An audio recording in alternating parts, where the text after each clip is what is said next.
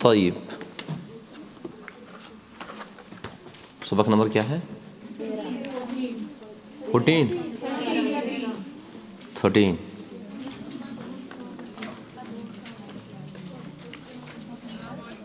سلام بس کلاس میں رکنس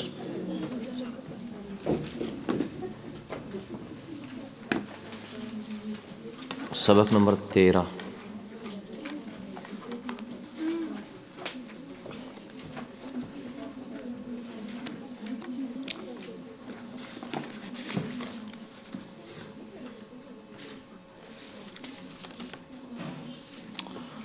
طيب،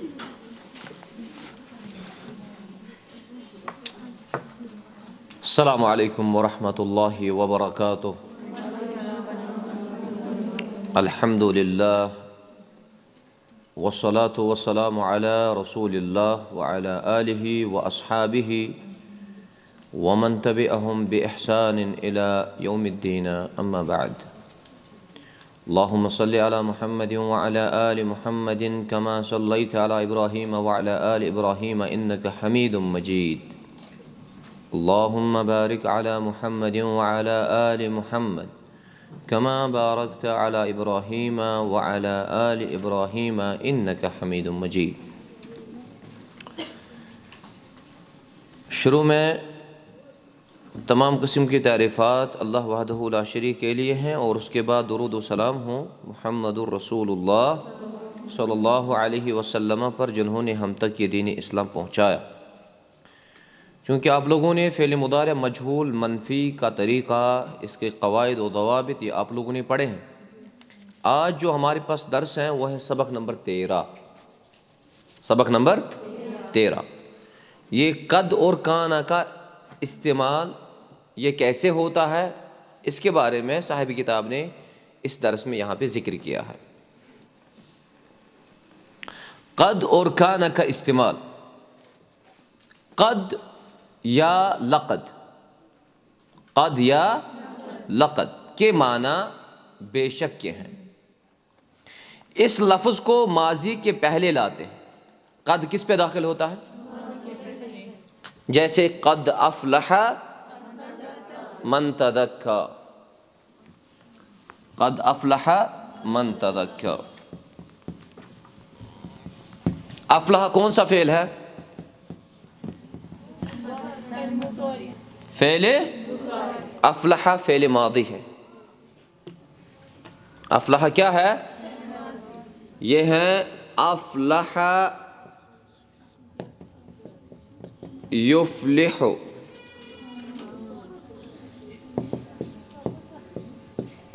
یہ آپ انشاءاللہ آگے پڑھو گے، ٹھیک ہے. ہم نے بولا قد اور لقد یہ کس پہ داخل ہوتا ہے؟ قد یا لقد. اس کے معنی کیا ہے؟ بے شک. اس کے معنی میں تاکید پیدا ہو جاتی ہے. مثلا ہم کہیں گے ذہب زید، ذہب زید، کیا معنی ہے؟ کہاں بے شک؟ زید گیا. لیکن جب مجھے اس میں تاکید پیدا کرنی ہو تو مجھے شروع میں کیا لانا ہے؟ قد لانا ہے. قد ذہب زید، بے شک زید گیا. اب دیکھو زید گیا، بے شک زید گیا، تاکید کس میں ہے؟ قد ذہب زید میں. نعم. اس کے بعد اور ماضی قریب کے معنی پیدا ہو جاتے ہیں. مثلا قد ذہب وہ گیا، قد کتب اس نے لکھا، یعنی ابھی قریب. قد ماضی کے ہر صیغے پہ بڑھا سکتے ہیں، جیسے قد کتب، قد کتبا، قد کتبو، قد کتبت، قد کتبتا. ایسے ہی تمام صیغوں پہ آپ لوگ کیا بڑھا سکتے ہیں؟ اس کا مطلب یہ ہے کہ ہم نے سمجھا کہ قد جو ہے یہ کس پہ داخل ہوتا ہے؟ فعل ماضی پہ، قد فعل ماضی پہ داخل ہوتا ہے، ٹھیک ہے، نعم، اور قد معنی میں کیا کرتا ہے؟ تاکید پیدا کر دیتا ہے، اور یہ ماضی قریب کے معنی میں استعمال ہوتا ہے۔ نمبر 2 وہ ہے کان، یہ کیا تھا؟ شاباش، پہلا قد، اب نمبر 2 وہ کیا ہے؟ کان۔ اب ہم دیکھیں گے کانا کا استعمال کیسے ہوتا ہے۔ کانا کے معنی تھا، ماضی پر یہ بھی آتا ہے، جیسے کان ذہب، وہ گیا تھا، کان ذہب، وہ گیا تھا، کان کتب، اس نے لکھا تھا۔ کانا کو ماضی پر لانے کے لیے یہ ضروری ہوتا ہے کہ کانا کا وہی صیغہ ہو جو ماضی کا ہو۔ قد کے بارے میں ہم نے یہ نہیں پڑھا، قد ہم نے بولا یہ فعل ماضی کے 14 صیغوں میں داخل ہو سکتا ہے، قد ہی، لیکن کانا کو اگر فعل ماضی پہ بڑھا دیں گے تو پھر ہمیں تثنیہ کے صیغے میں کانا کو بھی تثنیہ بنانا پڑے گا۔ جیسے کان ذہب، یہاں پہ ہے دوسرا صیغہ ذہبا، یہاں پہ کیا آئے گا؟ کانا ذہبا، ذہبو، کانو ذہبو، ٹھیک ہے، ذہبت، ذہبت، کانت، ایسے ہی آپ کو ایسے ہی گردان میں کانا کا استعمال کرنا ہے۔ یہاں تک کلیئر؟ طیب، جی، آپ نے کہا نا قد اور لقد، قد اور لقد میں سے یہاں پر لام ایڈ کیا ہے، کیوں؟ تاکید کے لیے، تاکید، اس میں تاکید ہے۔ آپ لقد ذہب زیدن کہیں یا قد ذہب قیدن کہیں، یہ ایک ہی معنی میں۔ یہاں پر جیسے کیا آیا ہے قد ذہب، وہ گیا، اگر ہم ایسے لکھیں گے قد ذہب، وہ گیا، تو اس میں ذہب میں وہ گیا، تو ہم کیسے کہیں گے کہ اس میں تاکید ہے؟ جب ہم سینٹنس بنائیں گے، جیسے کہ یہاں پر قد ذہب زیدن، یہاں پر سینٹنس کی ذریعے سے ہمیں پتہ چلتا ہے کہ یہاں پر تاکید ہے، جی، لیکن جب ہم خالی قد ذہب کہیں گے اور اس کا میننگ یہ کہیں گے وہ گیا، تو اس میں تو تاکید ہے نہیں۔ قد، سنو میری بات، سنو میری بات، قد ذہب بتحقیق وہ گیا، اس میں تاکید ہے۔ جیسے میں نے آپ کو مثال دی، قرآن میں آیا ہے، قرآن میں لقد نہیں آیا، قرآن میں آیا قد افلح من تزکا، بتحقیق وہ کامیاب ہوا جو پاک ہوا، جو کیا ہوا؟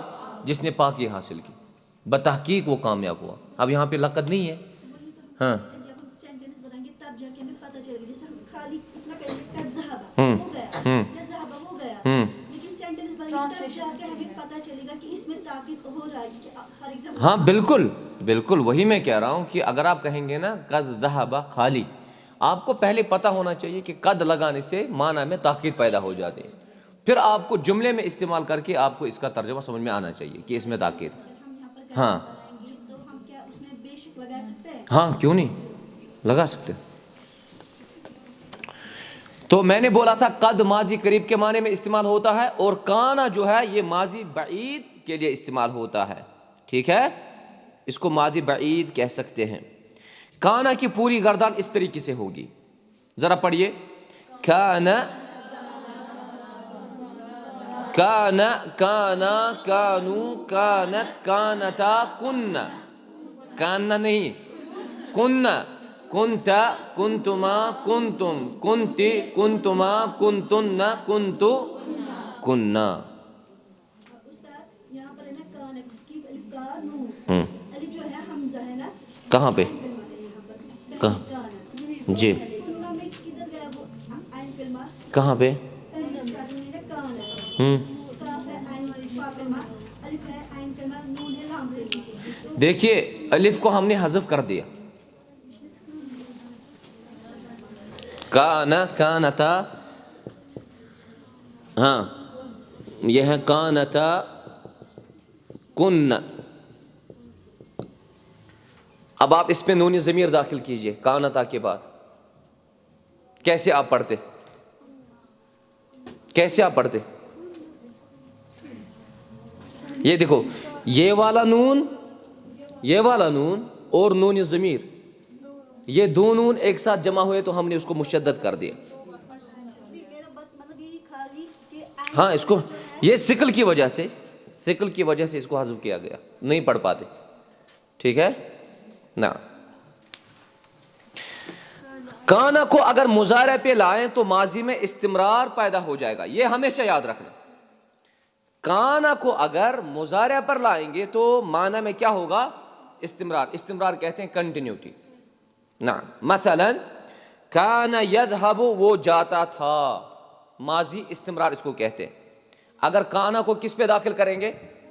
مضارع پہ، تو کیا معنی میں کیا ہوگا؟ کانا یذهب، وہ جاتا ہے نہیں، وہ جاتا تھا. ماضی استمراری کے معنی میں کر دیتا ہے، وہ جاتا تھا. میں نے کہا یہ ماضی استمراری کے معنی میں کر دیتا ہے جب کانا فعل مضارع پہ داخل ہوتا ہے. کانا جب فعل مضارع پہ داخل ہوتا ہے تو کون سا معنی؟ ماضی استمراری. کانا یذهبانی. اب دیکھو یہاں پہ ہم نے نہیں پڑھا کانا یذهبانی. کانا جب فعل مضارع پہ لائیں گے نا تو ہر کسی صیغے میں کانا داخل کرنا ہے. کانا یذهب، کانا یذهبانی، کانا یذهبون. ٹھیک ہے؟ کانت تذهب، کانت نہیں، کانا. ہاں ہاں، کانا اگر ماضی ہے تو اس کا مضارع کیوں نہیں آتا ہے؟ کس کا؟ کانا. وہی نا، اس کا مضارع یکون ہے، کیوں نہیں آتا؟ تو پھر یہاں پر کیوں نہیں لگا سکتے؟ یہاں پہ استعمال نہیں ہوتا. کانا کو جب ہم فعل مضارع پہ داخل کریں گے تو معنی میں پہلی ماضی استمراری چلا جائے گا. ٹھیک ہے؟ ہاں، تو یہ چیزیں آپ لوگ یاد رکھنا. طیب، یا اسی طریقے سے آپ لوگ اس طرح بھی کہہ سکتے ہیں کہ کانا یذهب، کانا یذهبانی، کانوا یذهبون، کانت تذهب، کانتا تذهبانی، کنا یذهبن. ٹھیک ہے؟ ایسے ہی آپ گردان کر سکتے ہیں. مضارع پر کانا کے ماضی ہی کا صیغہ استعمال ہوگا. مضارع پر کانا کے ماضی ہی کا صیغہ استعمال ہوگا. جلس، طلب، کتبہ سے قد لگا کر پوری گردان کرو آئے گا. نصر، فتح، دخل سے کان لگا کر پوری گردان کرو آئے گا. یسجد، یرکب، یعمل سے کان لگا کر گردانو اور ان سب کے معنی بتاؤ آئے گا کہ نہیں آئے گا؟ ذرا یسجد پہ کان داخل کرو.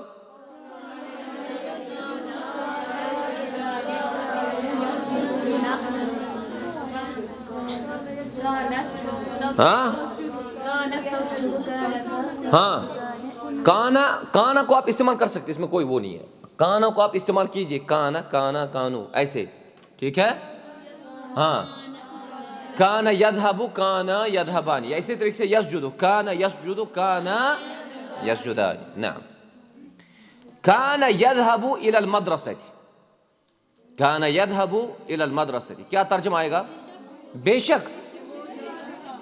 یہ قد نہیں ہے، خاموش خاموش. یہ ہے تمرین، یہ ہے ایکسرسائز.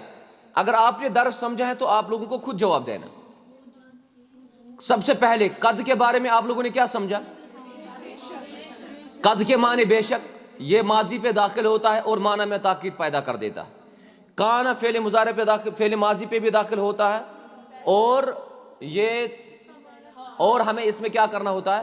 ہمیں کانا کو ہر کسی ماضی کے صیغے میں ویسے استعمال کرنا ہے جیسے صیغہ ہوگا.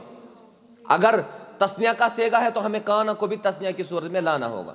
اور اگر کانا فعل مضارع پہ داخل ہو جائے تو معنی میں کیا ہوتا ہے؟ ماضی استمراری کے معنی میں کر دیتا ہے. جیسے وہ جاتا تھا، وہ کھاتا تھا، وہ پیتا تھا، وہ روتا تھا، وہ قتل کرتا تھا، وہ مارتا تھا، ایسے. اب ہے کانا یذهب الى المدرسة، وہ مدرسے کی طرف جاتا تھا. کانوا یکتبون بالقلم، وہ سب مرد قلم سے لکھتے تھے. کننا یعملن فی البیت، وہ سب عورتیں گھر میں کام. کنتم ترکبون علی القطار، تم سب مرد ٹرین میں سوار، ریل یعنی ریل گاڑی. کنت ذهبت الی المسجد، میں مسجد کی طرف گیا تھا. اگر میں آپ سے پوچھوں آپ کہاں گئے تھے، آپ کو کیا جواب دینا ہے؟ کنت ذهبت الى المدرسة، کنت ذهبت الى المسجد، کنت ذهبت الى الدکان. آپ ایسے کہہ سکتے ہیں. تو یہ ساری تمرینیں آپ لوگ کر لینا. اس 10 جملے ایسے بناؤ جس میں کانا استعمال ہو 5 ماضی پر 5 مضارع پر. کتنے جملے؟ یہ اچھے سے بنا. ہاں وہ یہ جملے نہیں لکھنے، نئے لکھنے ہیں لیکن خود بنانے. جی کانا پہلے استعمال کرنا ہے ماضی پہ جیسے کانا ذہب، اور مضارع پہ جیسے کانا یذهب. پھر جملہ بنانا. ایسے آپ لوگوں کو نہیں لکھنا ہے کانا یسجد کانا سجد، مکمل جملہ بنا جیسے اوپر بنائے. ٹھیک ہے نا. سبق نمبر 14. آپ لوگوں کو سیلیبس مکمل کرنا ہے نا؟ کاپی دے دی؟ کام لکھ رہے ہیں آپ؟ بس یہ سبق نمبر 14 ہم پڑھ لیتے ہیں. اس کے بعد یہ بہت اہم ہے سبق. سنو میری بات. سبق نمبر 14 سے اب فعل مضارع میں تغیرات ہوں گے، فعل مضارع میں چینجز ہوں گی. ابھی تک ہم پڑھ رہے تھے یفعلو، یفعلو. اب یفعل بھی پڑھیں گے، اب یفعل بھی پڑھیں گے. وہ کیسے پڑھیں گے وہ آپ کو سبق نمبر 14 میں پتہ چلے گا. Next Sunday. هذا ما عندي وصلى الله تعالى على خير خلق محمد وعلى آله وأصحابه أجمعين والسلام عليكم ورحمة الله وبركاته.